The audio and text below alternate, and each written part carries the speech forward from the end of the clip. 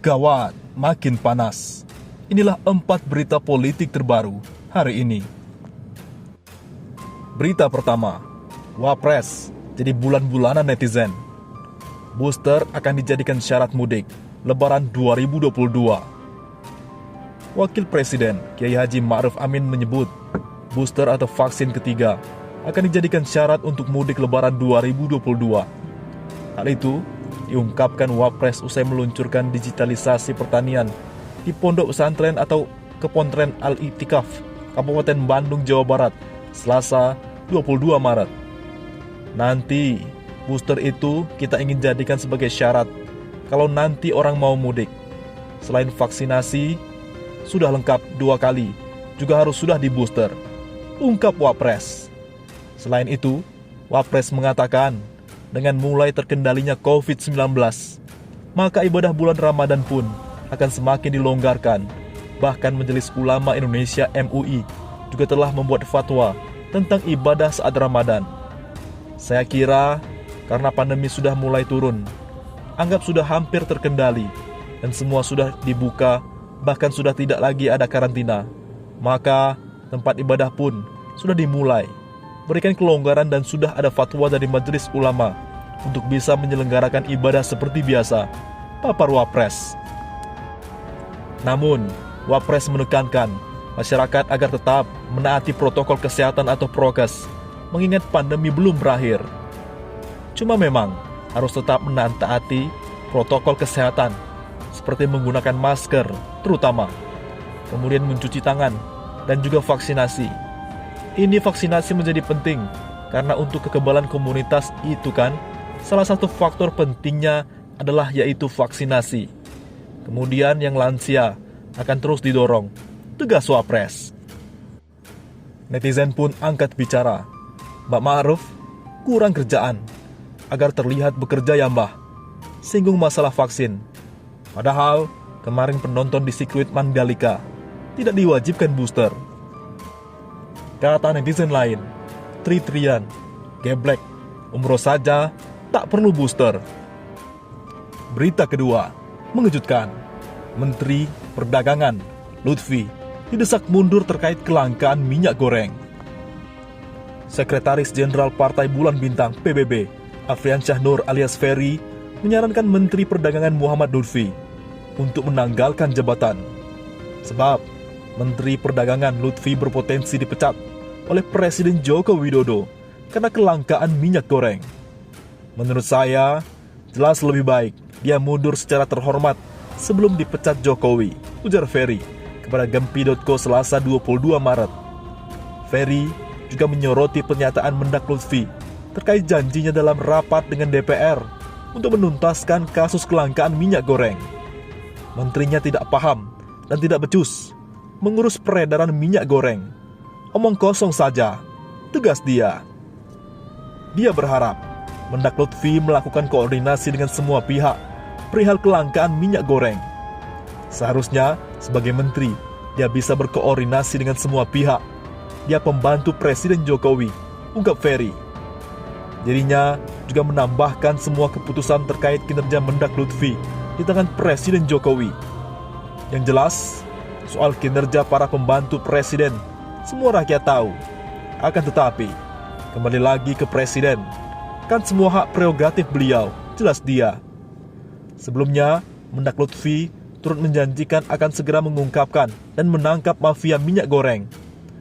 Namun, hingga kini, Bareskrim Polri belum menyatakan ada tersangka minyak goreng yang mengakibatkan kelangkaan tersebut. Berita ketiga, gawat, Ketua MK harus memilih selamatkan asmara dengan adik Jokowi atau pilih negara. Kehendak Ketua Mahkamah Konstitusi MK Anwar Usman menikahi adik Presiden Joko Widodo, Idayati, seharusnya diiringi oleh sikap tegas menanggalkan jabatannya sebagai petinggi lembaga yudikatif. Begitu pendapat Direktoral Politik and Public Policy Study P3S Jerry Masi kepada kantor berita politik Ermol Selasa 22 Maret. Urusan asmara itu urusan pribadi. Kita tidak bisa mengurusi. Cuma kan, dia petinggi lembaga negara.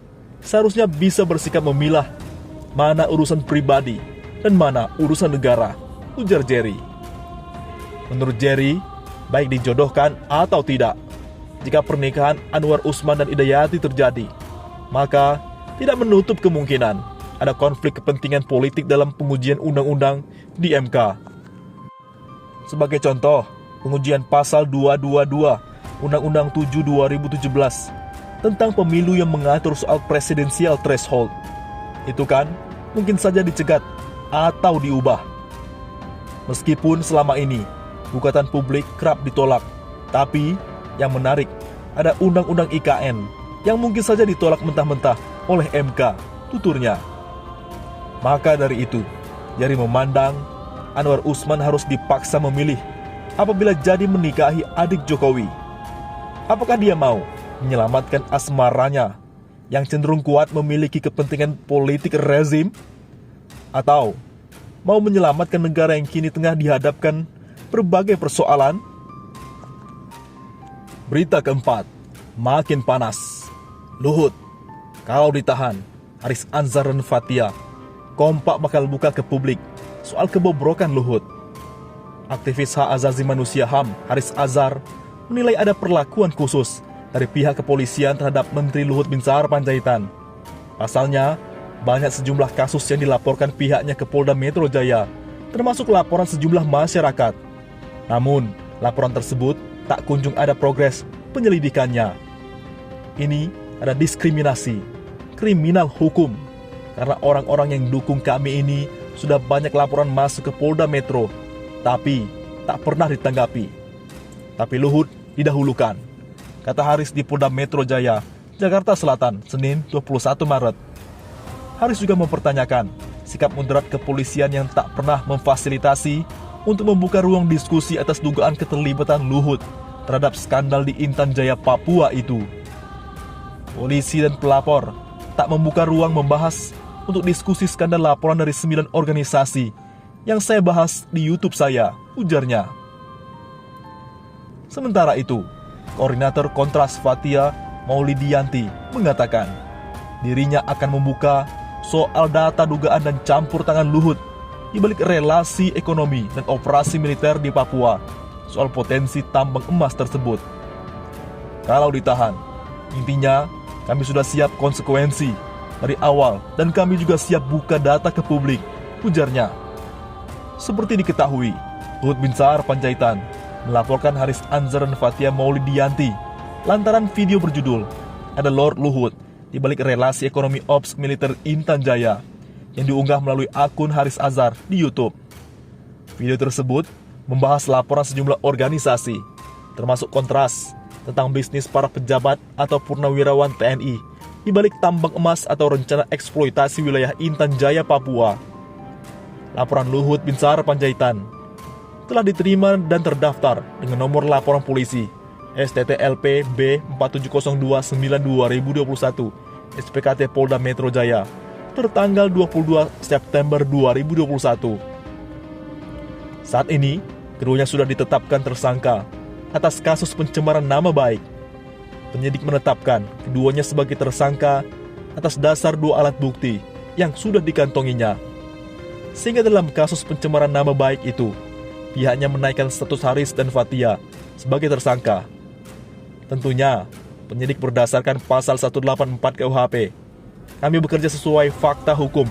Penetapan tersangka ada ketentuan minimal 2 alat bukti, kata Kabid Humas Polda Metro Jaya, Kombes Pol Endra Zulpan, Minggu 22 Maret.